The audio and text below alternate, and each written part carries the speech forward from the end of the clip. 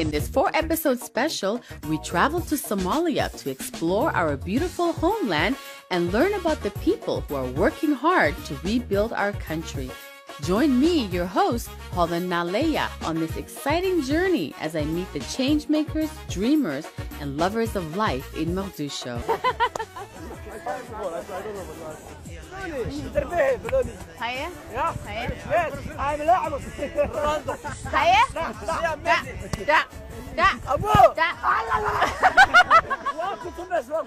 I didn't realize how poor my Somali was until I started meeting the locals. You what?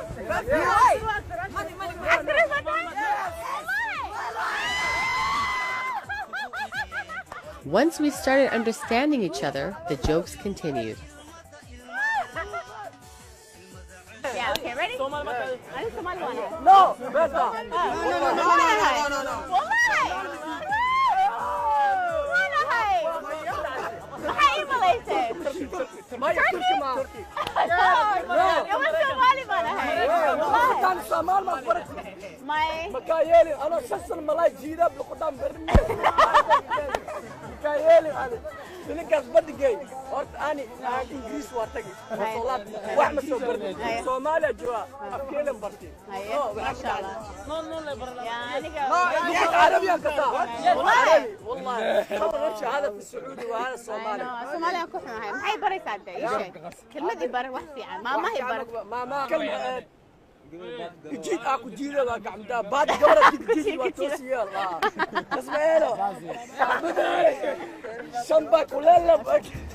In these schools. In the middle of the city, we pull up to a world-class private high school where 80% of the students are from different parts of the world. They greeted us with a warm welcome on their lunch break. Hi guys! Do you guys speak English, Somali, or Turkish? All three? Yes! Okay, how do you say hi in Turkish? Okay, what about Somali? Oh, come on! Walking up the stairs takes me back to my high school days in Canada. I can't believe how much this school resembles my old high school.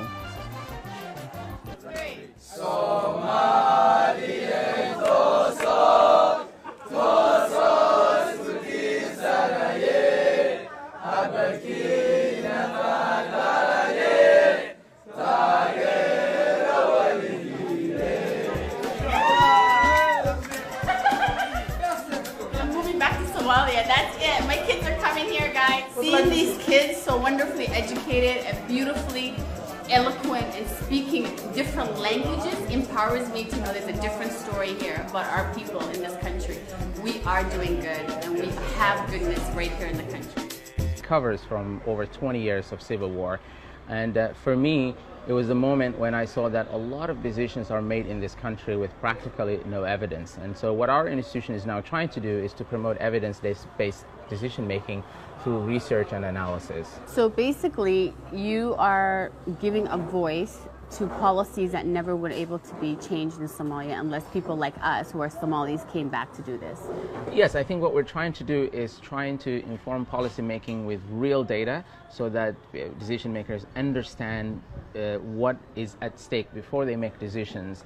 And secondly, we are giving decision makers an input to the process of decision making and consultations. And most importantly, we're also writing the narrative of Somalia. The narrative of this country had been written by others for well over 20 years. People who could not be here. And who were those people? Who were the people that were making these decisions? Because for me, as an outsider, I think it wasn't really Somalis, was it?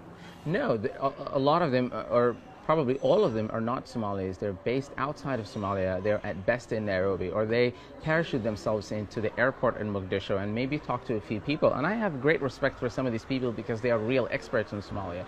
But when you are unable to talk to real citizens, to come to Lido Beach and talk to people or collect data from Baydabang, Kismayo, and Garo and Galkayo, as we've been doing of lately, you are not able to write the narrative of Somalia in a way that is reflective of the attitudes of the citizens. And I think that's where we bring. We don't have all of the answers, and we're a very small institution, but I think we're making a tiny contribution to the process. You know, I'm always fascinated by people that are successful in life because there's some ingredients that help people propel them to the next level. What was it about you that said, this is it, this is what I want to do to help my country? Well, before this, I was a journalist covering Somalia, coming in, you know, every few months or so, trying to get a sense of what's going on with my employer.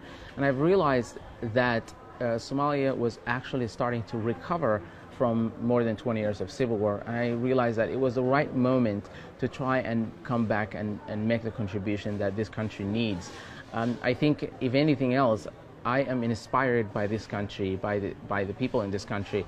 I'm also inspired by the potential that the people of Somalia have and what they can do for themselves, but with a little contribution from people like us who've gotten the privilege that we've had. Now, many people, for myself, I can speak that when I was coming here, people scare you about coming to Mogadishu. How safe do you feel here? There is no doubt that we are exposed to some risks, and it comes with the territory in Somalia. And you know, we are ready to take that on. We're not going to cut and run away. That's what people who are bombing and killing want us to do, is to run away. But we're here to stay. And if that means sacrificing our life, we're ready for it. I mean, you can die in a car crash in Minneapolis or, you know, wherever you are, but it's better to be in the middle of your people. So I'm not afraid, so to speak, but I do take precautions like everybody else here to continue what we're doing. And I think part of feeling safe is to improve the systems that can make me and you feel safe, and that's the governance systems.